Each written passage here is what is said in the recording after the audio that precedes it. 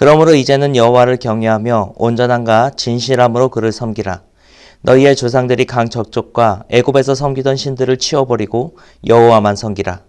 만일 여호와를 섬기는 것이 너희에게 좋지 않게 보이거든 너희 조상들이 강 저쪽에서 섬기던 신들이든지 또는 너희가 거주하는 땅에 있는 아모리 족속의 신들이든지 너희가 섬길 자를 오늘 택하라.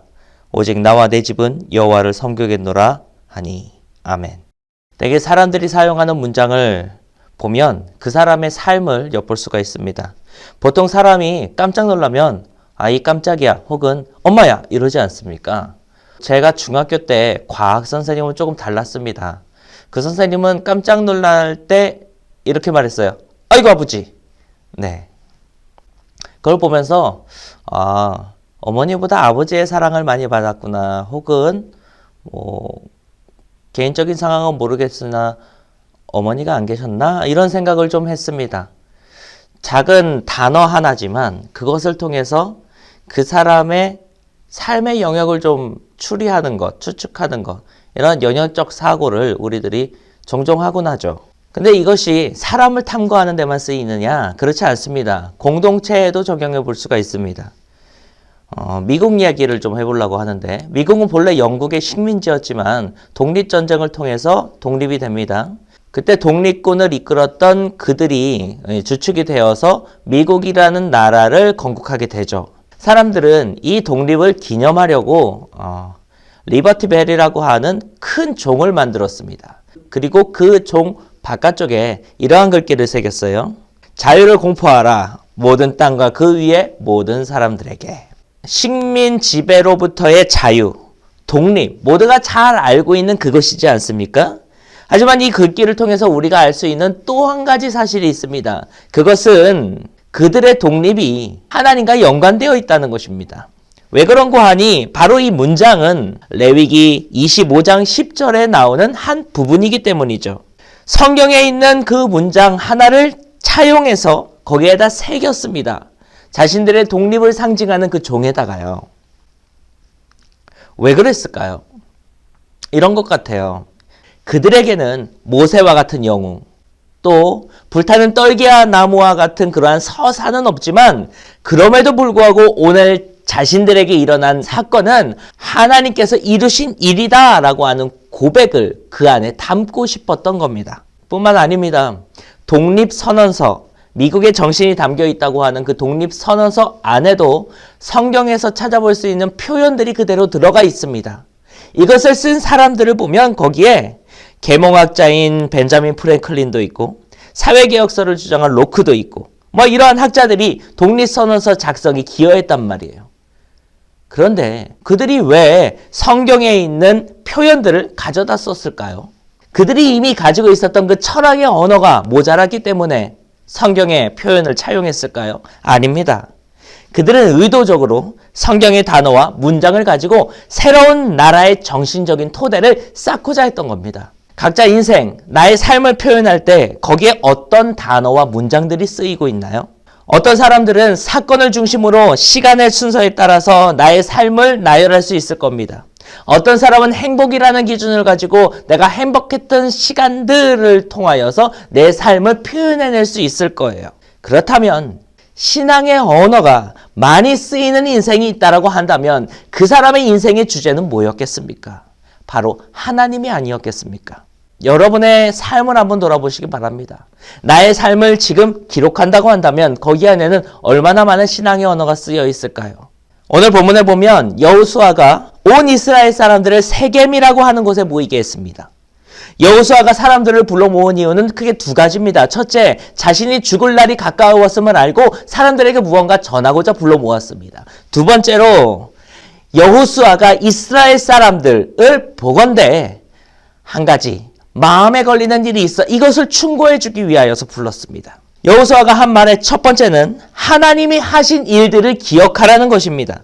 우리가 읽은 본문은 여호수아의 유언의 마지막 말미만을 읽은 거고 앞에는 하나님이 이스라엘과 함께 하셨던 수많은 일들에 관해서 언급하고 있다는 것을 알게 됩니다.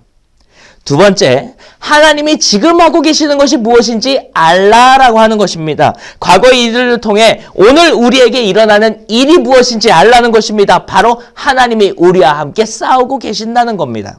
세 번째로 선택하라입니다. 오늘 본문의 내용입니다. 이와 같으니 이제는 선택하라는 겁니다. 하나님의 편에 설 것인가? 아니면 이 땅의 거주민들이 섬기고 있었던 이방 신들을 섬길 것인가? 하나님의 편에 설 것인가? 아니면 이전에 애굽에 종살이 할 때 가졌던 그 신앙, 그 문화를 가지고 살 것인가? 오늘 이곳에서 정하라는 것입니다. 왜 이런 말을 했을까요? 여호수아의 눈에 보이는 것이 있었기 때문입니다.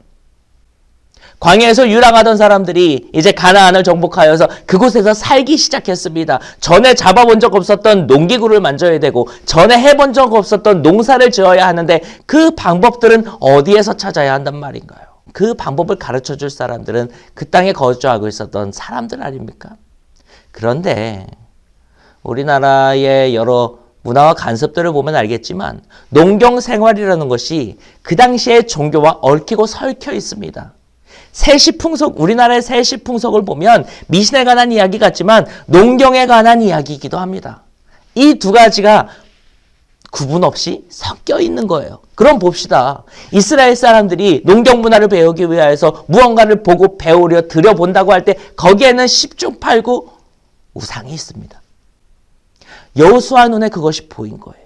그래, 새로운 땅에서 정착하기 위해서 여러 노력들을 하고 있는데 그 와중에 이방의 문화가, 이방신의 이름들이, 이방을 섬기는 어떠한 예배와 간습들이 그 안에 차곡차곡 들어와 언제 어느 순간 자리 잡아가는 것을 여호수아가 본 것입니다. 그렇기 때문에 사람들로 하여금 불러내어서 하나님이 하셨던 일과 오늘 하고 계시는 일들을 들어 생각하게 하고 더 나아가 그날에 결정하라는 것입니다. 하나님을 섬길 것이냐 아니면 이방 문화에 젖어들 것이냐. 이런 그들에게 당부하는 것은 이방의 관습들, 이러한 것들을 버리고 하나님을 선택하라는 것입니다. 그들의 문화를 벗고 성도의 것을 입으라는 것입니다. 우리의 신앙의 언어를 회복하여 살아가라는 것입니다. 오늘 설교의 제목을 비전의 형식이라고, 비전의 모양이라고 적었습니다. 어떤 경우에 우리는 비전이라고 하는 이 말을 삶의 목표와 같은 것으로 사용하곤 합니다. 예를 들어 이러는 것이죠. 나의 비전은 교사가 되는 거예요. 나의 비전은 좋은 직장을 갖는 거예요. 더 있어요. 나의 비전은 이번에 올해 여기에 합격하는 거예요. 나의 비전은 올해 안에 직장을 갖는 거예요. 그런데 이상하지 않습니까? 비전이라고 하는 것은 분명히 신앙의 언어입니다. 하나님과 같이 생각하는 거예요. 그런데 그 안에 실제적인 내용에 하나님이 없다는 거예요. 내가 되고 싶은 것, 내가 원하는 것이 비전이라는 신앙의 언어로 포장되고 있을 뿐이죠. 그런데 아닙니다. 비전은 이런 것이 아닙니다. 비전은 본다라고 하는 뜻이고 이 본다라고 했을 때 보는 주체가 누구이냐면 하나님입니다. 하나님이 보시는 그곳을 나도 보겠다라고 하는 것이 바로 하나님이 주시는 비전을 내가 품고 살겠다라는 뜻입니다. 그렇기 때문에 비전은 우리들의 욕구의 언어나 욕망의 언어로 쓰여져야 하는 것이 아니라 하나님을 믿는 신앙의 언어로 쓰여져야 합니다. 우리의 삶을 어떻게 신앙의 언어로 채울 수 있을까요? 이것은 좀 전에 보았던 여호수아가 세겜에서 이스라엘 사람들에게 했던 그 일을 동일하게 반복하면 됩니다. 먼저는 하나님이 우리를 위하여서, 나를 위하여서 하신 일들을 기억하는 겁니다. 그것을 기억함으로 오늘날 나와 함께 계시는 하나님을 알아가는 겁니다. 그리고 여호수아가 사람들에게 결단을 요구한 것과 같이 오늘 이곳에서 너희가 하나님 편에 설 것이냐, 세상의 편에 설 것이냐, 이 갈림길에서 하나님의 것을, 세상의 문화를 입을 것이냐, 하나님의 것을 선택하겠느냐라고 할 때 하나님의 것을, 세상의 언어로 말하겠느냐, 신앙의 언어로 너의 삶을 표현해내겠느냐라고 할 때에 신앙의 언어를 선택하는 것입니다. 그때의 비전은 그 속에 담깁니다. 우리의 삶이 신앙의 언어로 기술되기 시작할 때에, 나의 삶의 중심에 하나님이 계시기 시작할 때에 비로소 우리의 욕망이나 욕구로 말하는 목표가 아니라 정말로 하나님이 나를 통하여서 이루고 싶어 하시는 바로 그 비전을 우리도 품고 살게 된다는 것입니다. 기도하겠습니다. 주님 감사합니다. 오늘 말씀을 통하여서 우리를 향해 비전을 품으시는 하나님의 그 비전, 그 시선을 우리도 얻기를 원합니다. 우리에게 하신 일들을 돌아보게 하시고 오늘 나와 함께 하신 하나님을 알게 하셔서 오늘 우리에게 닥친 선택 앞에서 기꺼이 하나님의 것을 선택하며 살아가는 저희들 되게 하여 주옵소서. 우리의 삶을 더 많은 신앙의 언어로 채우시고 그것으로 우리 안에 비전을 품게 하여 주옵소서. 예수 그리스도의 이름으로 기도합니다. 아멘.